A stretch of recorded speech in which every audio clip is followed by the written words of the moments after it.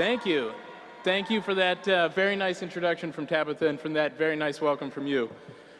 I wish that I could give you an equally nice speech. I wish I could, say something really nice today that would make everybody feel really good. But sometimes the truth isn't very nice, and it needs to be said anyway. And we're at a point in this movement where recently we've been avoiding the truth.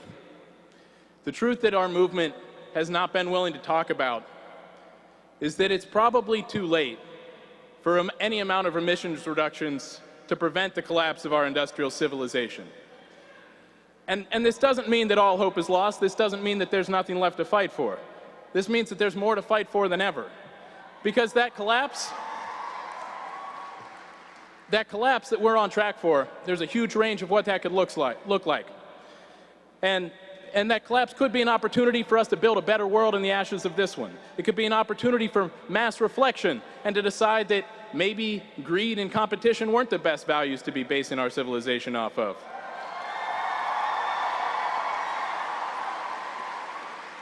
But unfortunately, history indicates otherwise. With all our localized examples of collapse around the world, whether they were environmentally induced like in Darfur or economically induced like in Germany in the 1930s, they didn't really say, boy, we had this coming because of the fundamental flaws in the way we were structuring our society. It was much more likely that they picked a scapegoat. And they said, those class of people, those are the ones who caused our problems. And if we can sacrifice their civil rights, if we can take it out on them, we can maintain some semblance of order and security. And the greatest atrocities that have been committed in those cases weren't because of the direct impacts of the water shortage or the hyperinflation. It was because of what those in power did to maintain their power and what those citizens did to accept it, what those citizens accepted in the name of maintaining order and security. So we're at this point for our movement. We're at this key point where our challenge is not just to reduce emissions anymore. That's still important. We still need to reduce emissions, but now we have this other challenge of maintaining our humanity through whatever lies ahead. Maintaining our humanity through that period of ugliness and desperation that we are inevitably on track for. And here's the part that I know nobody really wants to hear. But there's very little about the youth climate movement up to this point which indicates that we are at all ready for that challenge. This kind of event is not going to be enough to stand against the injustices that we are on track for. There's a lot of stuff about our movement that feels really good and that's really convenient, but it's not preparing us for the challenge that we will face ahead of us. We are the generation that has the task of steering our civilization through the greatest period of change humanity's ever experienced in the most rapid time. And that's a huge challenge. And we're not going to meet it in a convenient way. We're not going to meet it in a way that fits into our school schedules. We're not going to meet it in a way that we can avoid sacrifices. It's going to take some real sacrifices. And we can speak hypothetically. We can speak hypothetically about whatever scapegoat we're going to see over this century, whether it's going to be the immigrants or the Muslims or the unions or the socialists.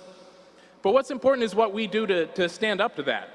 And it's not just a hypothetical anymore, because even without that justification of maintaining order and security for our whole civilization, with just the justification of maintaining our comfort and convenience, we've already, as a nation, decided that the people of Appalachia are expendable. We've already, as a nation, said that those people are going to have to be sacrificed so that the rest of us can be comfortable and convenient. And we've made some statements against that. A lot of people in this room have made statements against that. Some people in this room have made powerful statements against that with their actions and sacrificing some time in jail. But we've never as a movement taken a stand because we've always been deluded into thinking that we have to ultimately accept it, that we can express our opposition, but that ultimately we have to accept it. And that's not true. If we look around this room today, to these 10,000 people that are in this room, with these people just right here, without recruiting another person, we could send 30 people onto a mountaintop removal site, shut it down temporarily, cost them a lot of money, start to clog up the court systems of West Virginia, and we could send 30 people the day after that, and the day after that, and the day after that, every day for a year.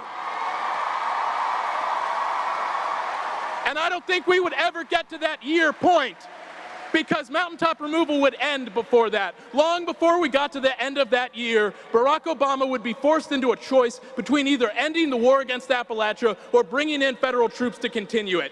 And for all my disgust and disappointment with Barack Obama, I don't think he would bring in federal troops to defend a mountaintop removal site. I think he would end it before it got to that point. And it's our job as a movement to force him into that position until we give him that choice.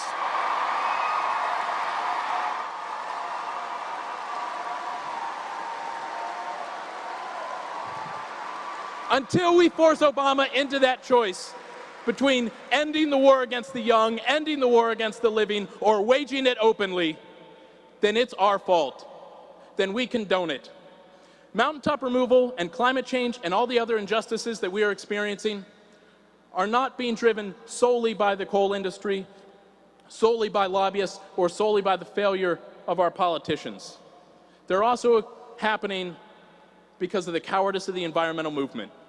We hold the power right here to create our vision of a healthy and just world if we are willing to make the sacrifices to make it happen. And if we're not, if we don't have the will right now to end mountaintop removal this year, if we don't have that courage and that commitment, then when are we going to get it? What level of injustice is it going to take?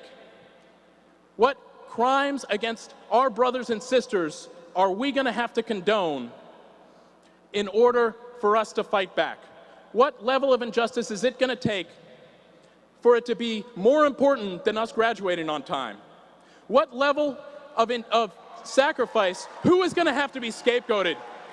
Who is going to be the next class of people that are going to be sacrificed? Where's the point where our movement is going to say that stopping this injustice is more important than my career plans, is more important than my comfort and convenience? This should be that point. This is not the first power shift. This is not the first time that we've had 10,000 people in one room reminding us that we are not alone. This is not the first time that we have come together and reminded ourselves that we are strong, that we are powerful, that we are not just an isolated finger, but that we are the fingers of one hand that can unite as a mighty fist, and that we do not need to back down. Let this be the last power shift where we leave without fighting back. Now is our time to take a stand. We're done making statements. Let this be the last time that we come together just to make statements. From now on, our movement needs to take a stand.